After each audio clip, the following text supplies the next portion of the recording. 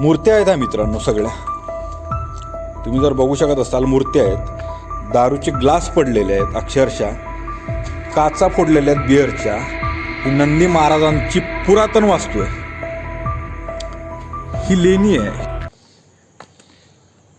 मित्रांनो, मी आता आहे अंबाजोगाई शहरामध्ये आणि अंबाजोगाई शहरामध्ये मी आता आहे हत्तीखाना या लेणीजवळ आहे मी. मग तुम्ही बघू शकता मागं चारही दिशेला हत्ती आहेत आणि हे त्या काळच्या महादेवाच्या पिंडीसारखं काहीतरी बनवलेलं आहे. आणि इकडे सुद्धा सगळ्या लेण्याच आहेत. हे सुद्धा हत्ती आहेत. तिकडे मोठा एक मंदिरा टाईप आहे. आणि हे बघा मित्रांनो, हे इथं मोठी नंदी महाराजांची मूर्ती आहे, ही त्या काळातली. आणि ही सगळी तोडफोड केलेली मूर्ती आहे, सगळी तोडफोड. कारण बहुतांश भाग इकडचा मुस्लिम आहे. इथं मुस्लिम शासक निजामशाहीच्या काळातली ही निजामशाहीची इथं सत्ता होती. कारण मराठवाडा हे हैदराबाद संस्थानमध्ये होतं पूर्वी. आणि त्या अगोदर इथं बरीच आक्रमणं झालेली आहेत. अंबाजोगाई शहराचं पूर्वीचं नाव हे मोमीनाबाद होतं. आणि मोमीनाबाद शहराच्या नावाचं रूपांतर माननीय यशवंतराव चव्हाण यांनी नंतर अंबाजोगाई असं केलं. नंदी महाराजांची मूर्ती बघा मित्रांनो, अक्षरशः नासधूस करून तोडफोड केलेली आहे. आणि इकडे सगळे हत्ती आहेत. म्हणजे त्या काळचं किती मोठं वैभव असणार, किती मोठं मंदिर असणार हे. आणि मला वाटतं ती खूप आतमध्ये एक मंदिरा टाईप काहीतरी दिसते, तुम्हाला दिसत असणार. खूप आतमध्ये आहे ते. जायला रस्तासुद्धा नाही. रस्ता हा आपल्या सरकारचा नालायकपणा आहे. म्हणजे तुम्ही घाण बघा, फक्त घाण बघा. तिथं अक्षरशः त्या बाजूला जायला रस्तासुद्धा नाही आहे आपल्याला. आणि हे कदाचित महादेवाचं खूप मोठं पुरातन त्या काळची लेणी आहे आणि मंदिर आहे. आतमध्ये ती पिंड वगैरे काहीतरी असणार. खूप मोठी लेणी आहे हे आतमध्ये. आणि हे इथं नंदी महाराजांचं एक मूर्ती आहे. चारीकडून एवढे मोठे अवाढव्य हत्ती आहेत. हे किती मोठं मंदिर असणार त्या काळचं मित्रांनो. म्हणजे तुम्ही असा अंदाज लावा फक्त किती मोठं मंदिर असणार आहे. आणि दुःखाची गोष्ट म्हणजे ही आहे की आपलं नालायक राज्य सरकार ह्या गोष्टींची देखभालसुद्धा करू शकत नाही. त्यांना आमदार फोडाफोडी करायला, या राज्यातून त्या राज्यात न्यायला, 5 स्टार खर्च करायला सगळ्यांना पैसे आहेत. पण आपल्या संस्कृतीचा वारसा जपायला, ज्या धर्माच्या ज्या जातीच्या, ज्या देवांच्या नावावर, ज्या राजांच्या नावावर ते राजकारण करतात, त्यांचे वारसे जपायला, त्या राज्याचा हा समृद्ध वारसा जपायला त्यांच्याकडे वेळही नाही आहे आणि त्यांच्याकडे पैसाही नाही आहे. हे आपण प्रत्येक वेळी लक्षात ठेवलेली पाहिजे गोष्ट मित्रांनो. राजकारण्यांना निवडणुकीच्या वेळेस प्रत्येकांना दाखवलं पाहिजे आपण. कसली घाण आहे मित्रांनो, बघा ही कसली घाण आहे. म्हणजे आपला हा एवढा मोठा समृद्ध वारसा असा नालायकपणासारखा ठेवला जातो. हा काय मोठी वास्तू आहे मित्रांनो ही. म्हणजे त्यावेळेच्या मुस्लिम शासककर्त्यांनी, निजामशाही किंवा त्याच्या अगोदरच्या आदिलशहांनी किंवा बऱ्याच मुघल सल्तनतांनी हा आपला इतिहास तोडण्याचा, मोडण्याचा प्रयत्न केला आहे. केवढा मोठा हत्ती आहे बघा मित्रांनो, केवढा मोठा हत्ती आहे. आणि हे सगळे चारही बाजूला हत्ती आहेत. त्यामुळं हत्तीखाना लेणी म्हणून ही प्रसिद्ध आहे. आणि खूप मोठी लेणी आहे ही. तर फिरतानाच तुम्हाला या जागेचा इतिहाससुद्धा सांगतो आता मी. परत इंटरप्ट करतो. मला खरंच लाज वाटते आणि रागही येतो. हीच लेणी आहे, ही लेणी पुरातन लेणी. नंदी महाराजांचं मूर्ती आहे इथं. हा इथं कचरा बघा, दारूच्या बाटल्या, चकण्याच्या पुड्या, सिगरेटचे पाकिटं, सिगरेटचे पाकिटं पडलेत, सिगरेटची पाकिटं पडलेत. म्हणजे तुम्ही अरे पैसे लावा ना इथं यायला, पैसे घ्या तुम्ही आमच्याजवळून 10, 20, 50 रुपये काहीतरी. ही जगाच्या समोर येऊ द्या हा समृद्ध वारसा मित्रांनो, आलाच पाहिजे. आणि बाकी जेवढे जे काय हिंदू संघटना असतील त्यांनीसुद्धा या गोष्टीची दखल घेतली पाहिजे. आणि इथं येऊन खरंच हा इतिहास जपला पाहिजे आपला. हे पुढच्या पिढीला माहीत पडलं पाहिजे मित्रांनो. तर मी आता पहिलं थोडा बसतो आणि तुम्हाला इतिहासाची एक ही सांगतो. मी नंदी महाराजांच्या समोरच बसलेला आहे आता. या शहराला त्याच्याहीपेक्षा पुरातन वारसा लाभलेला आहे. मग तुम्ही बघू शकता ह्या ज्या लेण्या आहेत, ह्या जर एवढ्या पुरातन लेण्या आहेत, की ह्या पांडवकालीन लेण्या आहेत, दगडी कोरीव बांधकाम आहे. म्हणजे या शहराला काय महत्त्व प्राप्त असणार त्या काळात. म्हणजे हा विचार करण्यासारखी गोष्ट आहे. काही काही गोष्टी अशा असतात मित्रांनो, ज्या तुम्हाला कदाचित कागदामध्ये, गुगलवर, विकिपीडियावर सापडत नसतात. पण ज्यावेळेस तुम्ही त्या ठिकाणी जाता आणि ते ठिकाण तुम्ही फिरल्यानंतर तिथली जी बांधकामं असतात, तिथल्या लोकांची राहण्याची, बोलण्याची जी कला, जी त्यांची भाषाशैली असते, जी वागण्याची पद्धत असते, किंवा तिथली जी पुरातन बांधकामं असतात, ती पुरातन बांधकामं त्या शहराचा त्यावेळेसचा इतिहास सांगून जातात आपल्याला. म्हणजे विचार करा की एवढं पुरातन बांधकाम आहे, ही प्रचंड कोरलेल्या मूर्त्या होत्या, त्या सगळ्या नासधूस केलेल्या आहेत. मी तुम्हाला दाखवणार आहे. सगळ्या प्रचंड सगळ्या मूर्त्या नासधूस केलेल्या आहेत. तुम्हाला हे दाखवतो. तोंड, त्यांची शरीरं सगळी तोडलेली आहेत मित्रांनो, सगळी तोडलेली आहेत. या बाजूनं पण तेच आहे. मूर्त्या आहेत त्या मित्रांनो, मूर्त्या सगळ्याच्या सगळ्या मूर्त्या आहेत. चारी बाजूनं ह्या मूर्त्या होत्या. त्यावेळेच्या शासकांनी ह्या मूर्त्या तोडलेल्या आहेत. म्हणजे त्यावेळेस हे प्रसिद्ध मंदिर असणार. म्हणजे तुम्ही जर गुगलवर सर्च केलं तर तुम्हाला फक्त तिथं हत्तीखाना एवढंच बघायला मिळेल. आणि त्यानंतर तुम्ही दुसऱ्या काही गोष्टी शैक्षणिक जर सर्च केल्या तर तुम्हाला हे बघायला मिळेल की म्हणजे मुकुंदराज आद्य कवी आहेत मराठी ग्रंथाचे, आणि मराठी कवींचे आद्य कवी म्हणून त्यांना एक मान आहे मुकुंदराजांना. त्यांनी विवेक सिंधू नावाचा ग्रंथ, म्हणजे विवेक सिंधू नावाचा ग्रंथ हा मराठी संस्कृतीतला सर्वात मानाचा ग्रंथ आहे. तो त्यांनी अंबेजोगाईला लिहिलेला आहे. स्वामी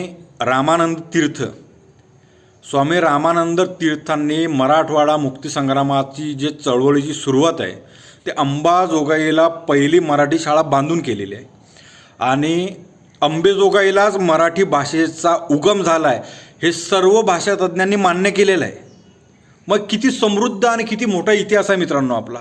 किती मोठा इतिहास आहे की ज्या शहरामध्ये आपल्या मराठी भाषेचा, आपण जी मराठी भाषा करतो, ज्या मराठी भाषांवर प्रत्येकासोबत झगडत बसतो, भांडत बसतो, आपण त्याला मान सन्मान मिळावा, राजभाषा व्हावी महाराष्ट्र, त्यासाठी म्हणजे भांडणं करतो आपण अक्षरशः जनतेशी, सरकारशी, सगळ्यांशी. पण त्या मराठी भाषेचा उगम जिथं झाला आहे ते अंबाजोगाई शहर आहे.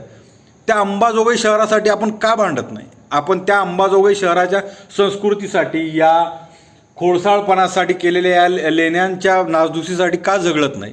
आपण ते का लक्षात ठेवत नाही?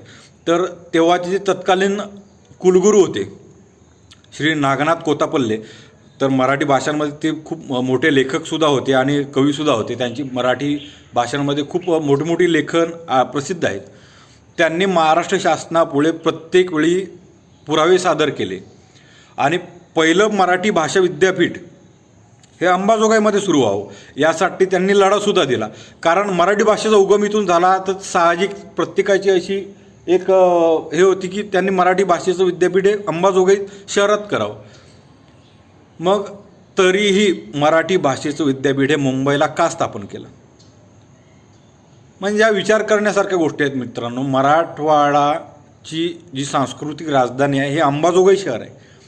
पुण्यानंतरचं दुसरं शिक्षणाचं माहेरघर हे अंबाजोगाई शहर आहे आणि तरीही ते खूप अंडररेटेड आहे, खूप अंडररेटेड आहे. म्हणजे आपल्या महाराष्ट्राला खूप प्रसिद्ध आणि खूप असा भरपूर वारसा लाभलेला आहे संस्कृतीचा, शिक्षणाचा, या लेण्यांचा, बांधकामाचा. तो आपण जपला पाहिजे मित्रांनो. आणि हा एवढा मोठा इतिहास आपल्याला माहीत असून आपण तो जपत नाही, म्हणजे खरंच लाजिरवाणी गोष्ट आहे मित्रांनो. एवढा समृद्ध इतिहास आपल्याला लाभलेला आहे. ही तुम्हाला लेण्या दाखवतो. म्हणजे तुम्ही विचार करा, आपण ज्या गोष्टी फिरायला जातो मित्रांनो, हे कधी लक्षात ठेवा, आपल्याला फक्त इतिहास बघून, इतिहास वाचून त्या गोष्टी समजत नसतं. आपण जेव्हा गड किल्लेसुद्धा फिरायला जातो, गड किल्ले फिरल्यावर तो गड किल्ले फिरणे म्हणजे फक्त पिकनिक स्पॉट नसतो. त्या ठिकाणी गेल्यानंतर तिथे लढाई कशी झाली असणार, किंवा काय त्यावेळेची परिस्थिती असणार, कुठून सैनिक आले असणार, कशा परिस्थितीत ते जगले असणार, उन्हाळा, पावसाळा, हिवाळा, तिथले ऋतू कसे झाले असतील त्यावेळेच्या काळात, कारण दळणवळणाची सोयीसुविधा नव्हत्या. ह्या त्या गोष्टी जगायच्या गोष्टी असतात मित्रांनो. आणि तुम्ही आत्ताही ही गोष्ट स्वतः इथं लक्षात ठेवून जगून घ्या. ही नंदी बैलाची मूर्ती बघा मित्रांनो. एवढं कोरीव बांधकाम आहे. तुम्हाला मी ह्या मूर्त्या दाखवतो. ह्या मूर्त्या होत्या मित्रांनो. तुम्हाला पाय वगैरे जर दिसत असतील सगळे, ह्या चारही बाजूला ह्या मूर्त्या होत्या. तुम्हाला चारही बाजूला मी दाखवू शकतो. ह्या चारही बाजूला मूर्त्या आहेत. तुम्हाला जर दिसत असणार, मूर्त्यांचे पाय वगैरे दिसत असतील, पण ती शाबूत एकही दिसत नाही आहे. जेव्हा आपल्या संस्कृतीला मोडण्याचा प्रयत्न केला जातो, आपला इतिहास संपवण्याचा प्रयत्न केला जातो, तेव्हा बऱ्याचशा गोष्टी लक्षात ठेवण्यासारख्या असतात मित्रांनो. की आपल्याला एवढा समृद्ध वारसा लाभलेला असताना, तेव्हा तर बघा मुघल होते, त्यांनी नालायकपणा केलायच, पण आता हा वारसा आपल्या हातात असताना, आपल्या सत्ता, आपल्याकडे पैसा असताना राज्य सरकार किंवा आपण ह्या संस्कृती, ह्या लेण्या का जपत नाही आहे आपण? काय यांना योग्य ती मेंटेनन्स करत नाही? दारूचे ग्लास पडलेले आहेत, दारूच्या बॉटला, हे दारूचे ग्लास पडलेले आहेत तिथं, दारूच्या बाटल्या, सिगरेट. म्हणजे लोक इथं अक्षरशः येऊन दारू पितात, सिगरेटा ओढतात. म्हणजे काय बोलावं, दारूच्या बाटल्या फोडलेल्या आहेत. म्हणजे काय हा नालायकपणा? या शहरातल्या लोकांना सुद्धा असं वाटत नसणार की आपल्या शहरात एवढा मोठा समृद्ध वारसा आहे, तो आपण जपला पाहिजे. तर तुम्हाला पुढचा विषय सांगतो की ज्या वेळेस आपण त्या एखाद्या ठिकाणी जातो आणि ही जी सगळी काय मोडदोड झालेली आहे, ह्या मूर्त्या म्हणजे त्यावेळेसचा इतिहास सांगण्याचा प्रयत्न केलेली ही चित्र असतात. त्या प्रकारच्या मूर्त्या असतात सर्व.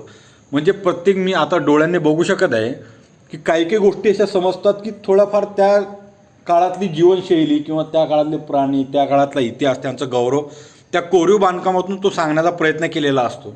पण तो इतिहासच आपला खोडल्या गेलेला आहे, आज मोडल्या गेलेला आहे. आणि आपण ह्या गोष्टी लक्षात ठेवल्या पाहिजे मित्रांनो की ज्या वेळेस आपण त्या ठिकाणी जातो, हा इतिहास लक्षात ठेवा. हा इतिहास लक्षात ठेवा मित्रांनो. जो खोडसाळपणा करून मोडलेला आहे, हा, आणि अक्षरशः इतिहास संपवण्याचा, मिटवण्याचा प्रयत्न केलेला आहे. काय त्या काळची विदारक परिस्थिती असणार? मग मला आश्चर्य वाटते असं की धर्म, जाती, ह्या प्रत्येक गोष्टी तुम्ही, म्हणजे शासक असणं, तुम्ही एखादा राजा होते, तुम्ही एखादे कोणीतरी मोठे सुलतान वगैरे होते, खूप राजे महाराजे होऊन गेलेत. तुम्ही सत्ता घ्या, सत्ता तुम्ही स्थापन करा, तुम्ही सत्तेसाठी एकमेकांचे जीव घेतलेत, घ्या, पण ज्या गोष्टीवर तुम्ही वर्चस्व स्थापन केले, तिथलं जे लोककला होती, मंदिरं, ती धर्मापेक्षा तिथल्या लोकांची कला म्हणून तरी जपायला पाहिजे होते कमीत कमी. एवढी कोरीव बांधकामं मित्रांनो ज्यावेळेस त्यांनी केली असणार पांडव काळातली, कितीतरी वर्षानुवर्षे लागतात या गोष्टींना. त्यावेळेस मशिनरीज नव्हत्या, त्यावेळेस हातोडा, छन्नी आणि अशा प्रकारच्या सगळ्या हाताने केलेली ती बांधकाम होती. मग त्या कला म्हणून तरी त्या शासकांनी जपायला पाहिजे होत्या, निदान कला म्हणून. त्याची थोडीफार खंत वाटते मनाला. त्याच्यापेक्षा खंत ही वाटते की हा वारसा आपल्याकडे आहे, आधा अधुऱ्या प्रमाणात का होईना, पण तो अजूनही महाराष्ट्र सरकार जपत नाही आहे. मला वाटतं त्या मुघलांपेक्षा नालायक आपलं महाराष्ट्र राज्य सरकार आहे, जो एवढा मोठा वारसा आपल्याला लाभलेला आहे. मराठी भाषेचे जनक, संगम आणि उगम असलेलं हे स्थान अंबाजोगाई शहर, एवढा यातला वारसा लाभलेला आहे, तरी आपण इथे याचा वारसा जपत नाही आहोत. ही खरी लाजिरवाणी गोष्ट आहे. नक्की विचार करा मित्रांनो. आणि मला वाटतं की आपण या गोष्टींसाठी काहीतरी केलं पाहिजे. इथल्या जे काही हिंदू संघटना असतील किंवा जे मानणारे असतील, इतिहास जपणारे असतील, ते सुद्धा, म्हणजे त्यात हिंदू मुस्लिम हेच नाही, तर यांनी सगळ्यांनी एक येऊन ही वास्तू जपली पाहिजे मित्रांनो. हा आपल्या महाराष्ट्राचा समृद्ध वारसा आहे आणि हा आपण जपायलाच पाहिजे.